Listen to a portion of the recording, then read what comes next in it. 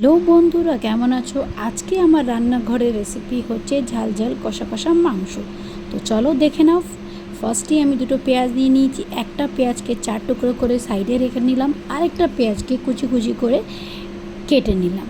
তো চলো এরপরে আমি কি করব, মিক্সিং জার নিয়ে নেবো, যেটা আমাদের পেস্ট করব। তো ফার্স্টে মিক্সিং জারটা নিয়ে নিলাম, তার মধ্যে পেঁয়াজ যে কেটে রেখেছিলাম সেটা দিলাম, রসুন আদা কাঁচা লঙ্কা দিয়ে পেস্ট করে রেখে দিয়েছি। এবার মাংসটাকে ভালো করে ধুয়ে তার মধ্যে নুন, হলুদ, জিরে গুঁড়ো, ধনে গুঁড়ো, একটু মিট মশলা দিয়ে আর একটু সর্ষের তেল দিয়ে ভালো করে ম্যারিনেট করে রেখে দিলাম।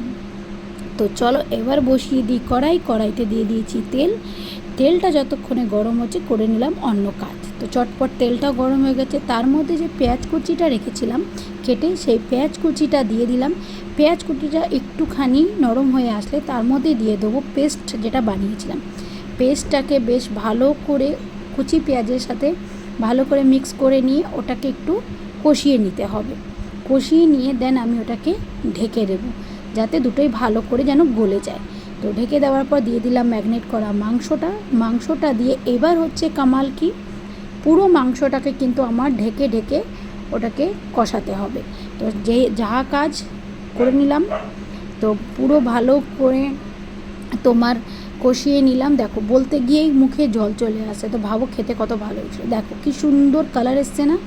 তোমরাও জানিও তোমাদের কেমন লাগলো এই ঝাল ঝাল কষা কষা মাংস, আর কারা কারা বানিয়েছো সেটাও আমাকে জানিও, পারলে শেয়ার করো, আমি আমার নিজের স্টোরিতে লাগিয়ে দেবো। টাটা, দেখা হচ্ছে পরের ভিডিওতে।